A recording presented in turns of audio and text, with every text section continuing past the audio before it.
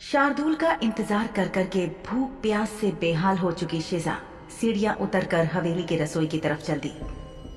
मोमबत्तियों की मध्यम रोशनी में हवेली शांत थी और उसे कोई भी नजर नहीं आ रहा था, जिसका मतलब शिजा ने यह निकाला कि घर के सभी मालिक सोने के लिए अपने अपने कमरों में जा चुके थे। जब वो रसोई में पहुंची तो उसे वहां भी कोई भी नहीं मिला। अपना अपना काम खत्म करके नौकर भी अपने आवास में सोने के लिए जा चुके थे। वैसे भी पिछली शाम हवेली में जो कांड हुआ था उसके बाद कोई भी सहज महसूस नहीं कर रहा था। शिजा ने रसोई में खाना ढूंढकर अपने लिए परोसा ही था कि न जाने कहां से सोहनी शाह वहां आ पहुंची। उसने शिजा पर आरोप लगाना शुरू ही किया था कि उसकी मां मलका जान भी आ पहुंची और शिजा को फटकारने लगी। शार्दुल शाह की गैर मौजूदगी में शिजा शाह हवेली की रसोई में मलका जान और सोहनी शाह के साथ फंस गई थी। वो यहाँ सिर्फ अपनी भूख मिटाने के लिए खाना लेने के लिए आई थी, लेकिन सोहनी शाह ने उसे पकड़ लिया था। सोहनी ने उस पर कई तरह के इल्जाम लगा दिए थे। सोहनी की मां मलका जान भी उसी का साथ दे रही थी। अवंतिका शाह ने आकर शिजा को बचाने की कोशिश की, लेकिन मलका जान ने चतुराई से काम लेते हुए उसे उसकी मां की याद दिला दी और वो अपनी यादों में खोने को मजबूर हो गई।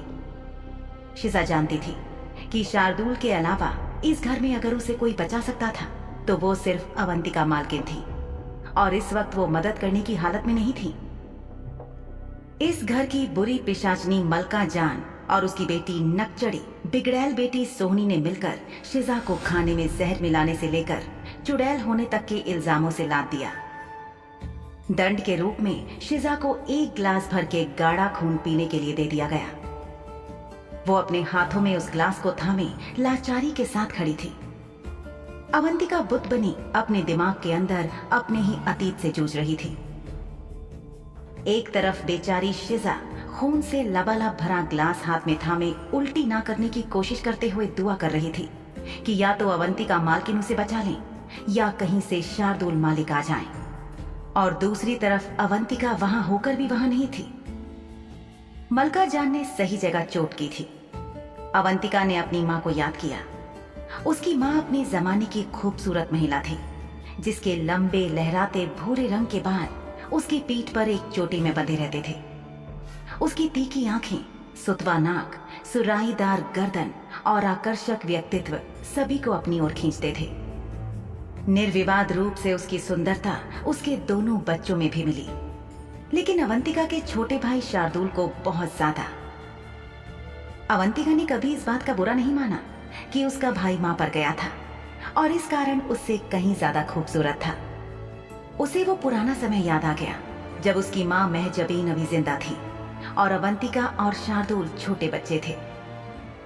अवंतिका आज की तारीख से बहुत पीछे बीते हुए वक्त में अपने बचपन में पहुंच चुकी थी। उस वक्त अवंतिका बमुश्किल 10 साल की उम्र की रही होगी। लगभग अब जैसा ही सर्दियों का मौसम था।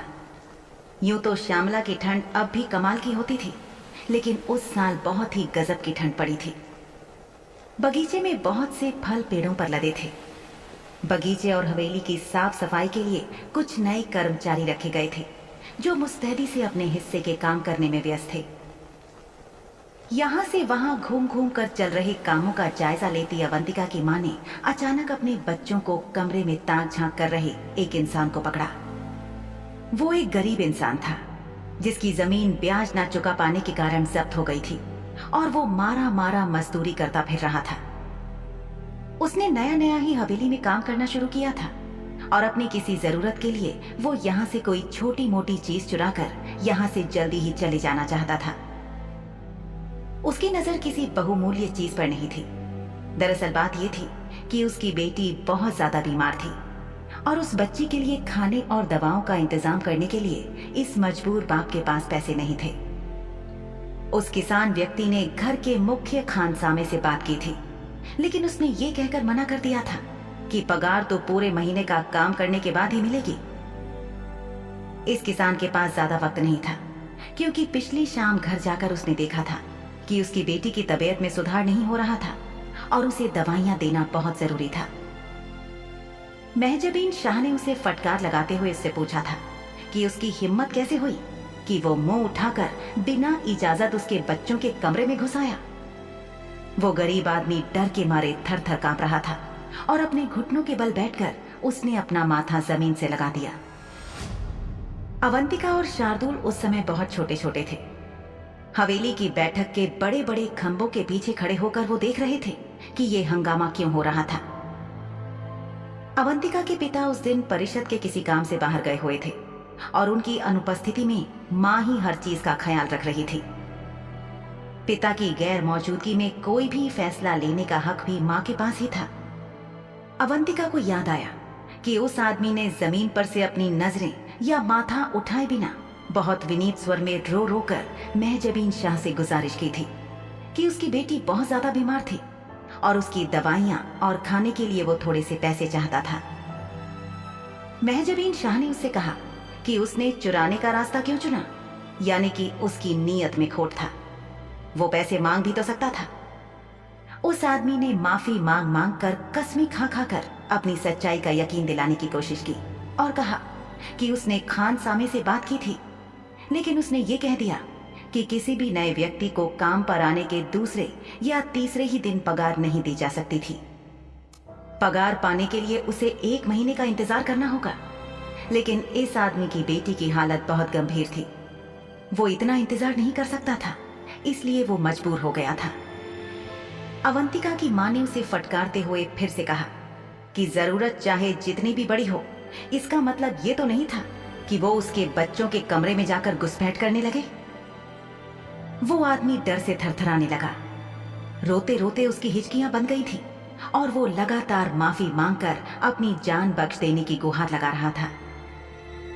अवंतिका की मां ने देखा कि उसके बच्चे खंभों के पीछे छुपकर इस वाक्य को देख रहे थे।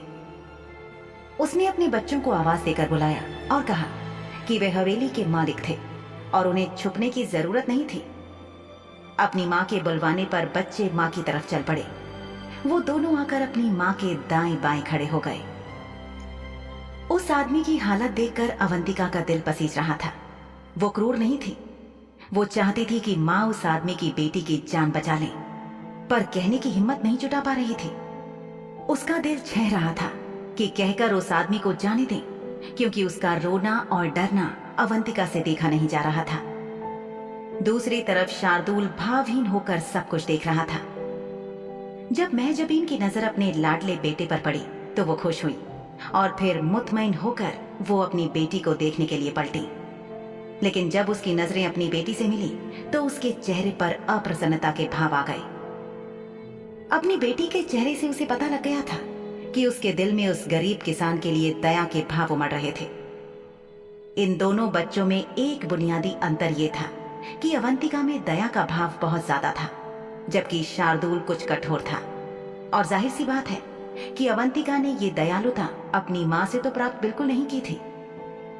महजबीन ने अवंतिका को समझाते हुए कहा, अवंतिका मेरी लाडली, आपको याद रखना चाहिए कि जो लोग इस घर के नियमों का पालन नहीं करते हैं उन्हें सबक सिखाया जाना चाहिए कि वे इसे दोहराए नहीं। हमारी शाह हवेली में चोरी करने की किसी की हिम्मत नहीं होती। अगर कोई ऐसी हिमाकत करने की कोशिश करता है या बल्कि इस बारे में सोचता भी है तो इसका अंजाम बुरा होना चाहिए, इतना बुरा कि बाकी लोगों को भी एक उदाहरण मिल जाए। इतना कहकर महजबीन ने अपने बेटे शार्दुल की तरफ देखा और उससे पूछा कि क्या शार्दुल उसकी बात से इत्तेफाक रखता था। शार्दुल ने फौरन हामी भरते हुए पूरे आत्मविश्वास के साथ जवाब दिया कि वो बिल्कुल अपनी मां के साथ था। महजबीन का सीना गर्व से चौड़ा हो गया। फिर उसने अपनी बेटी अवंतिका की तरफ देखा, जो उस गरीब आदमी की ओर देखकर खुद मायूस हो गई थी। महजबीन ने खिन्नता से अपनी बेटी को समझाया कि वो एक शुद्ध खून वाले पिशाच परिवार की बच्ची थी और अपने घर के अंदर किसी की भी गलती को माफ करने का उसका इरादा और उसकी सोच न केवल गलत थी बल्कि उच्च समाज के नियम, कानूनों और आदर्शों के भी खिलाफ थी। महजबीन ने अवंतिका से यह भी कहा कि उसे सीखना होगा कि अगर कोई गलती करता है तो उसे उसकी ऐसी सजा दी जानी चाहिए कि उससे सबक लेकर कोई दूसरा भी ऐसी गलती करने की हिम्मत ना करे। हवेली के सभी नौकरों को बुलाकर एक पंक्ति में खड़ा कर दिया गया था ताकि वो भी देख सकें कि इस व्यक्ति के साथ क्या होने जा रहा था। डरे सहमे नौकर चुपचाप अपनी मालकिन की करनी को देख रहे थे, लेकिन किसी में भी इतनी हिम्मत नहीं थी कि वो एक शब्द भी बोल सके, क्योंकि जो भी अपनी जबान खोलने की गुस्ताखी करता उसका भी बिल्कुल वही अंजाम होता जो इस गरीब किसान का होने जा रहा था। शुद्ध खून वाली पिशाचिनी महजबीन शाह ने अपने दोनों बच्चों की तरफ देखा और मुस्कुराई। फिर उन्हें वहीं रहने को कहकर वो उस गरीब किसान के पास चली गई। उसने अपना एक हाथ उस गरीब किसान के कंधे पर रखा। ये आमतौर पर सहानुभूति या अपनत्व का इशारा होता था। अपने कंधे पर मालकिन के हाथ का स्पर्श पाकर उस गरीब किसान को लगा कि शायद मालकिन का दिल पसीज गया है और वो उसे चेतावनी देकर छोड़ देंगी। उसने हाथ जोड़कर अपना माथा मालकिन के पैरों के पास जमीन पर रख दिया। अपनी नाक जमीन पर रगड़ते हुए वो बोला, माफी मालकिन, माफी दे दीजिए, बहुत बड़ी गलती हो गई। मेरी बिटिया लगभग आपकी बिटिया रानी की उम्र की ही है। गांव ने मुफ्त में दवा देने से मना कर दिया और बच्ची की हालत में 2 दिन से कोई सुधार नहीं है। उसकी जान बचने की खातिर ये गरीब बाप मजबूर हो गया था मालकिन। अपने बच्चों के वास्ते मुझे माफ कर दीजिए, दोबारा कभी ऐसी भूल नहीं होगी। वो बार बार रो रो कर कह रहा था कि अगर आज उसकी बेटी को कुछ खाने के लिए नहीं मिला और दवाइयां नहीं मिली तो बीमारी और भूख से वो बच्ची मर जाएगी।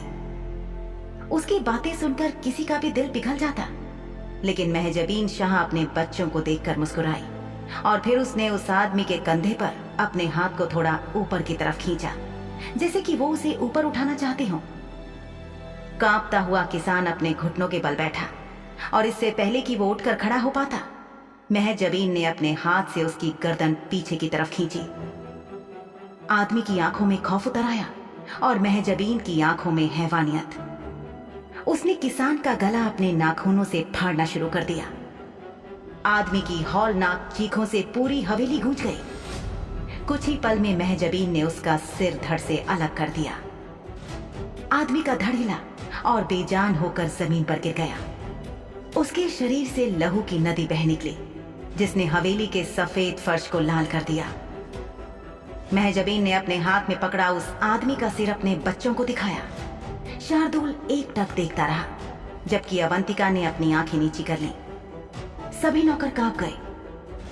अपने बच्चों के सामने ये हिंसाजनक कारनामा करने के बाद महजबीन ने पलटकर उनकी तरफ देखा और दोनों बच्चों से कहा कि क्या उन्होंने कुछ सीखा, और अगर नहीं सीखा तो वक्त आ गया था कि वो सीखना शुरू करें।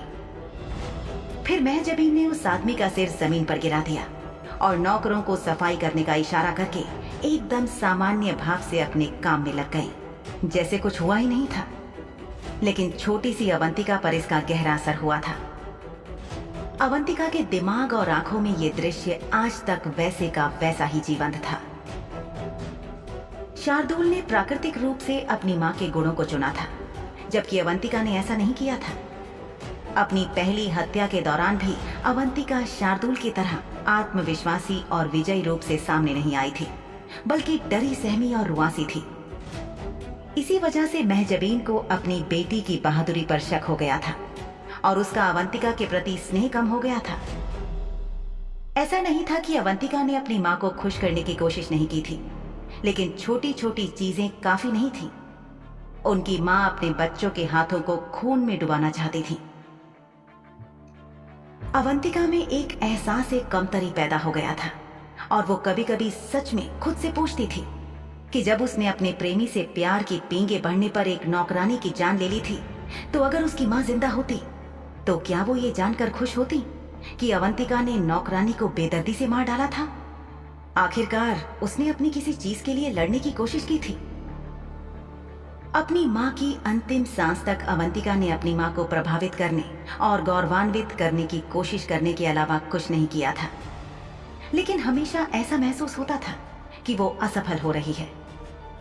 यही बात शायद उसकी सौतेली मां मलका जान ने अवंतिका के पिता से जान ली थी और आज मौका मिलते ही अवंतिका को ताना मारकर उसकी दुखती रग को छेड़ दिया था। क्या अवंतिका कभी बचपन में अपनी मां द्वारा दिए एहसास कमतरी से उभर पाएगी?